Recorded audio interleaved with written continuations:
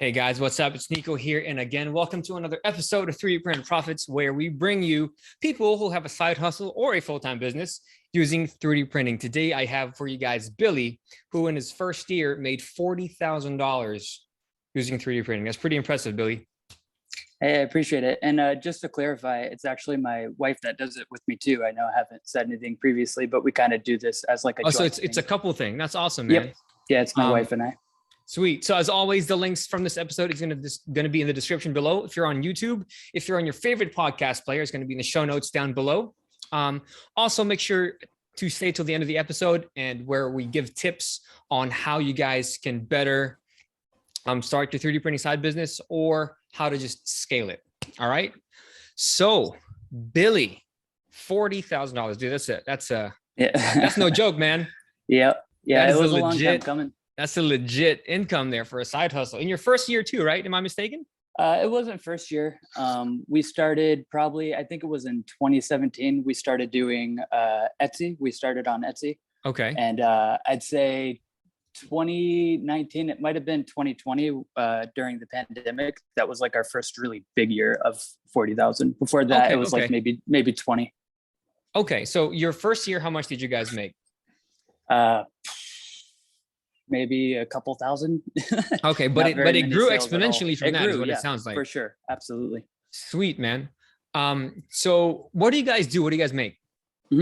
Right now, when we did the 40,000, we were making Pokemon terrariums. So nice. My wife had the idea. She was working a full-time job, and she just like everyone here just wanted to do their own side business.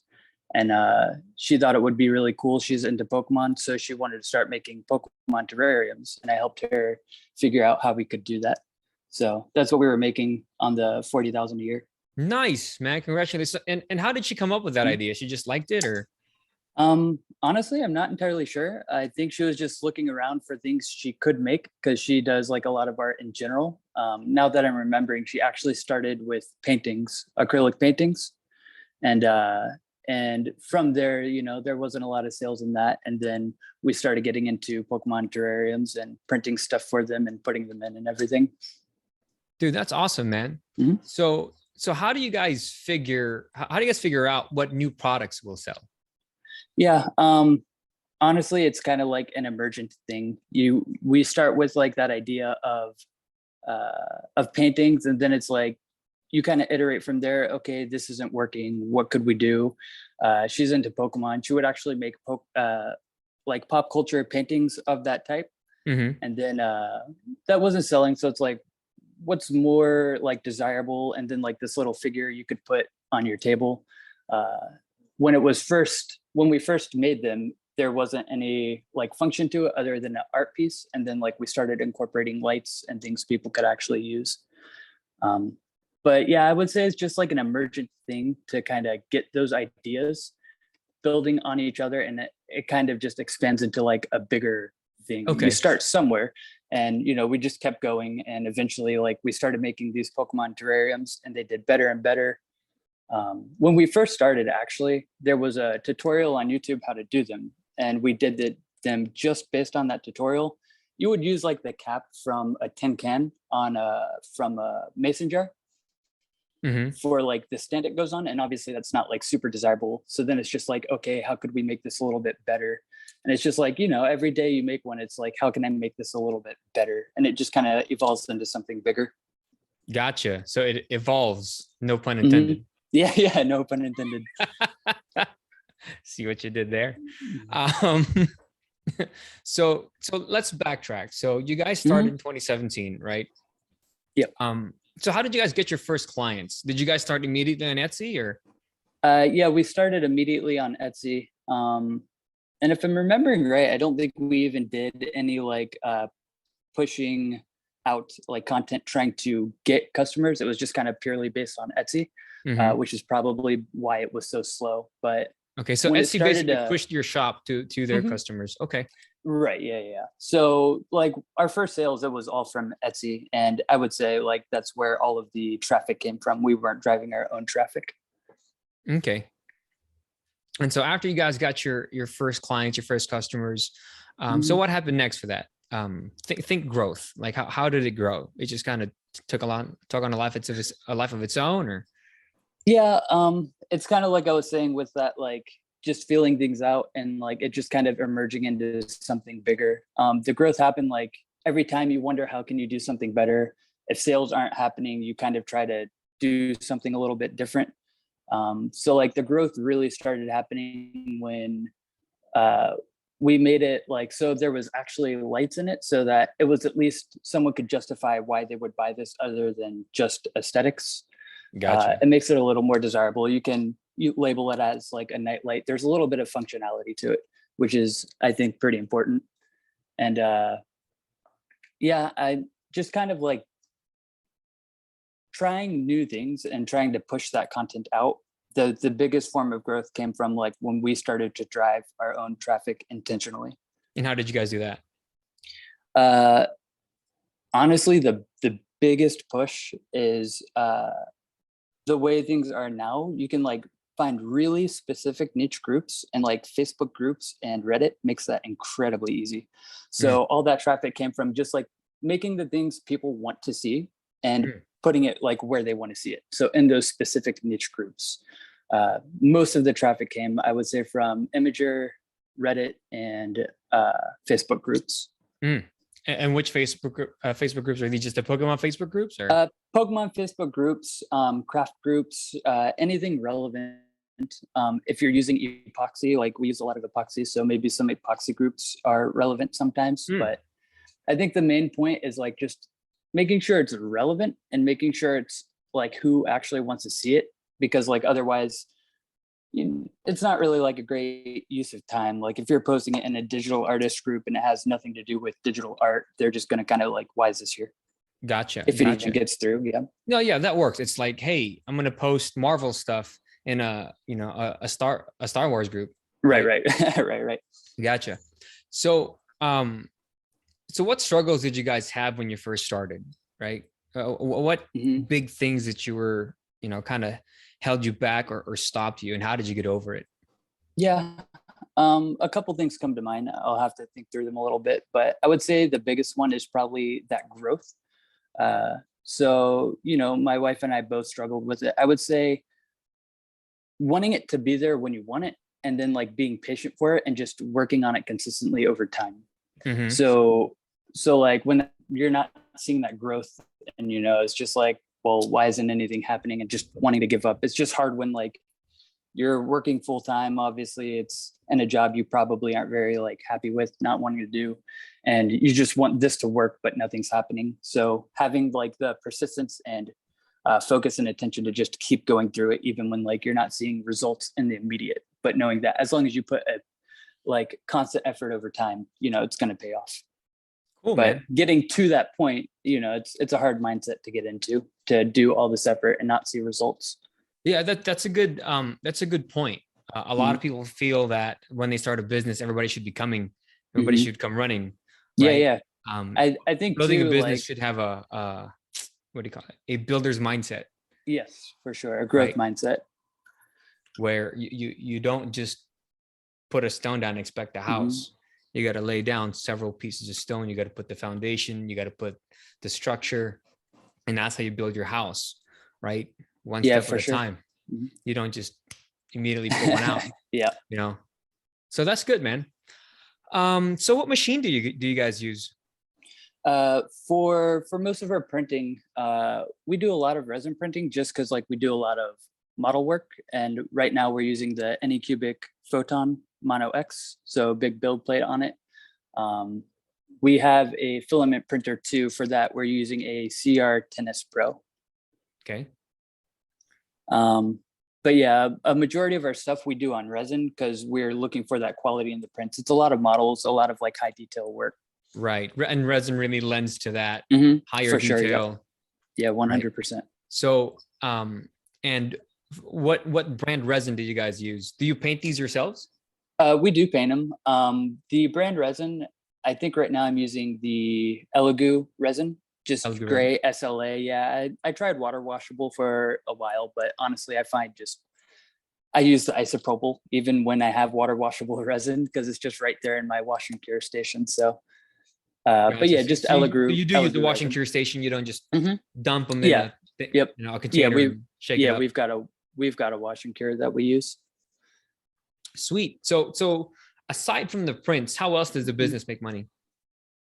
Um, honestly, right now the selling of things is the only way we're making money. We're actually doing a shift at the moment from Pokemon terrariums to like actual epoxy diorama work that we use a Mhm. lot of. We print all our stuff with with SLA resin, the liquid resin, and then in that we'll put all the diorama materials over top, and we'll cast that in epoxy.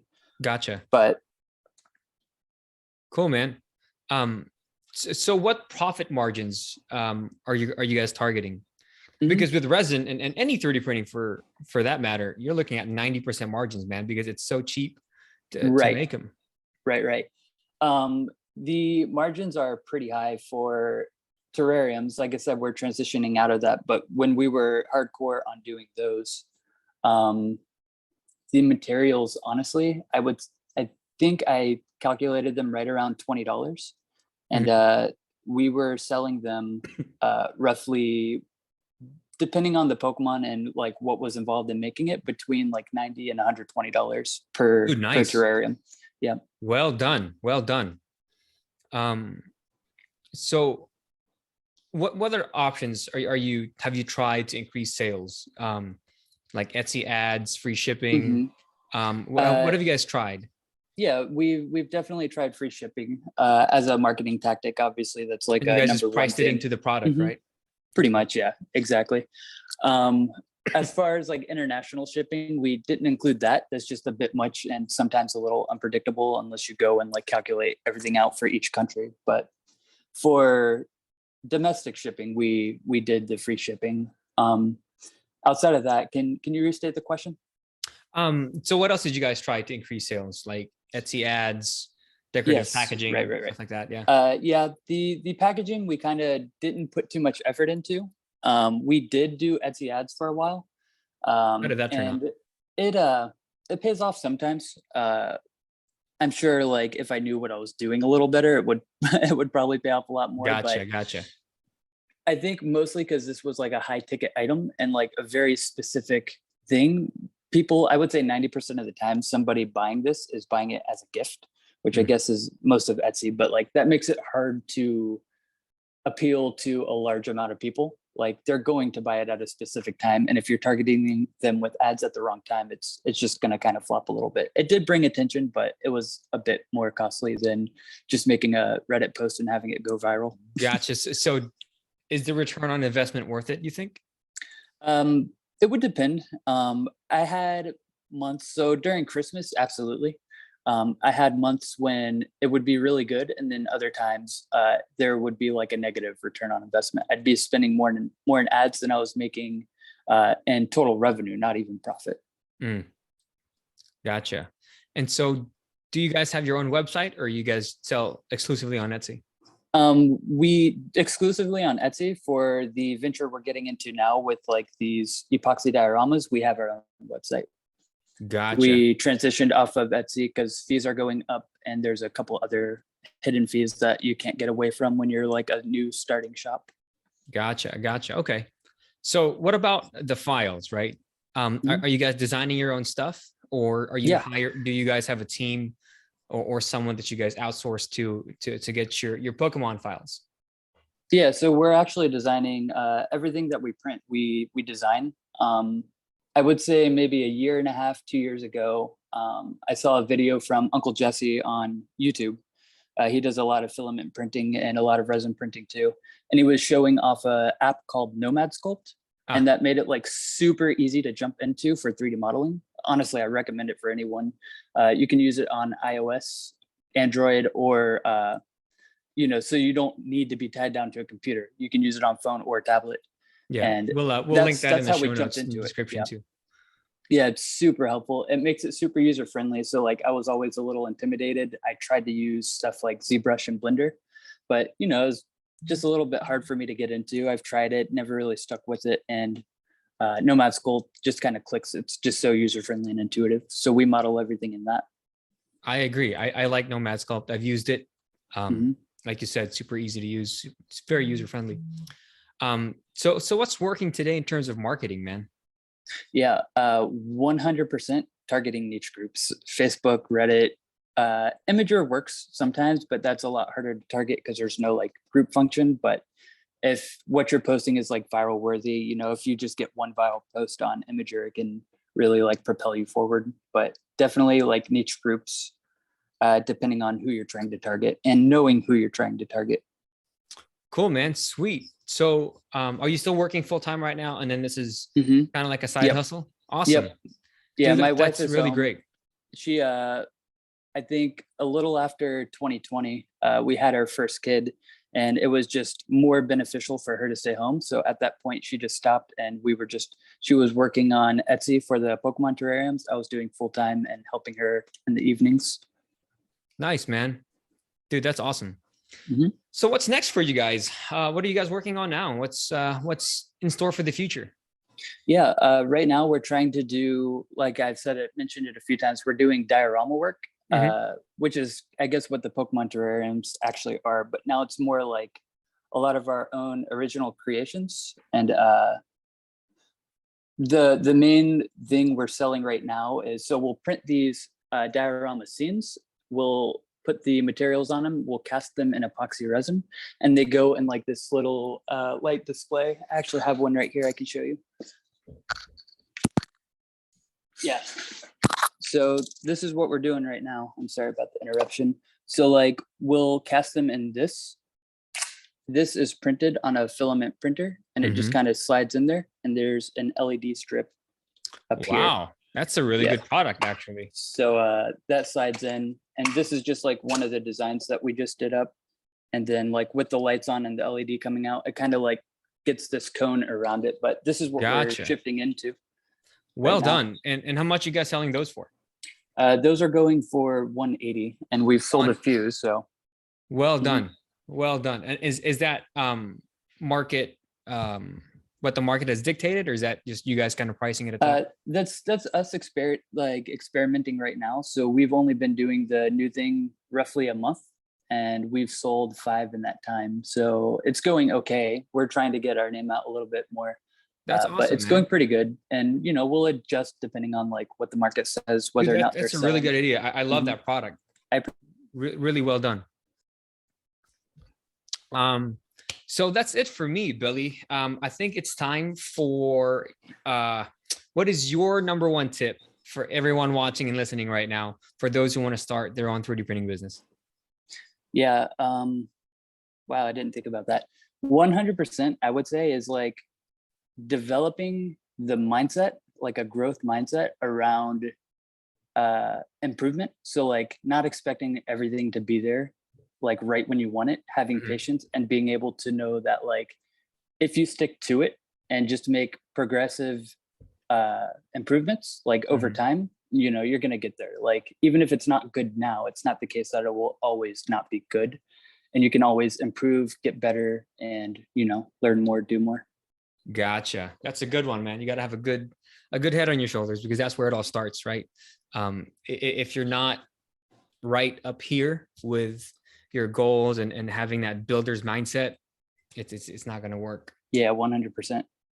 Cool. So I told you guys to stay for either a product idea or a tip from me.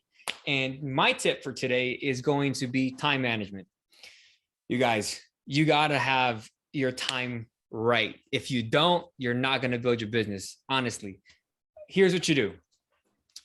Take time every day to do something on your business, whether it's working on your website, whether it's product development, whether it's marketing. Do something. If you don't finish today, it's okay. Back to what Billy was saying, you got to have that growth mindset. If you don't finish today, that's all right. There's still tomorrow. And then the next day and the next day. You have no idea. People grossly underestimate what they can do in a year, but grossly overestimate what they can do in a day. You guys, there's so much you can do in a year, and there's only so much you can do in a day. But if you build on it, like Billy said, you can do enormous, fantastic things. Can I add one thing to that? I didn't know you were going to talk about that. So I can't remember the name right now, but there's this concept for productivity called the daily highlight, and that might be what you're referencing a little bit. I'm not sure. Maybe, I don't know. I just that's just a habit of mine that I've had when I was a Yeah, kid. So no, that's awesome. The idea is like you pick one thing as like the single most important thing you're going to do that day. Mhm. And no matter what, you make sure that thing gets done. You know, it doesn't even have to be related to business. Obviously, you know, that's essentially what you want to go for. But like Mhm. to be productive, you make sure you do that one daily highlight. And like everything just kind of falls in from there. It's like you feel accomplished in doing that thing. It's like, okay, well, I can't get to anything else, but at least I did my thing I set out to do. And, you know, it just helps build a little bit of confidence so that in the days where you do have more time and motivation to do more, you do more. But as long as you get that one thing done that you wanted to accomplish, you know, don't make it too difficult, but make it specific and try to do it every time. Attaboy. There you go. So wise man right there, guys. You got to listen to this episode. So that's it for me. Again, Billy, I appreciate it. If you guys need help building, starting, or scaling your guys' 3D printing business, make sure you guys go to 3dprinterprofits.com or check out the other videos. And I'm here to help you in the coaching program. Billy's going to be there for this video. Again, I'll catch you guys later. Peace out. Thanks, Billy. Well, unfortunately, I don't know if you Turn can that still hear on, me. man. I I want to just see that, redid bro. the design so that like the edges are hidden right here. Mhm. Before it was just like open edges. So like my other dioramas aren't fitting in exactly because we redid how we were doing them. So I can only show you this one design in this. That's So let me okay. do that. So is rechargeable? Oh, he can't hear me. What was your question? Is it rechargeable? No, it's a LED strip. It's Okay. USB. Let me turn my light off on my face. Oh, dude. It's hard with glare. No, I get it, but 'Cause man, there's that's light nice. on I it. love the way that light hits it. The way the light hits it is so Yeah. perfect. Let me Dude, you got a gold mine in your hands there, man. yeah, I appreciate it. That's There a might good be one. a better example. Yeah, there's a LED in here. I can give you more examples because my other designs fit in this. Like I was saying, this one doesn't have that edge on it. It just slides in, but it makes it a lot more not nice, which is why we changed the design. But Gotcha. I like the other one better. yeah. And this is one I did. There's a lot of designs. This is hard to see with that glare. It's really hard to make out. Maybe you can kind of make it out. I like it, dude. I love It looks that. hard to That tell. is so badass, bro. Yeah, it's like a tree, but it's a mother holding a baby. It's kind of hard to tell with that glare. Yeah, it is hard, but it's a beautiful thing, man. I'll show you Well one more. done, Billy. I'll show you this last one, buddy. This is my favorite. This one's called the Swamp Sage Stewart. I like that, man. You guys, hard to focus. you have a good one in your hands, Billy. Well Appreciate done. it. Well done. Proud of you guys. 40K. We'll get the new thing up there too. Congratulations, man. I appreciate it. Thank you so much.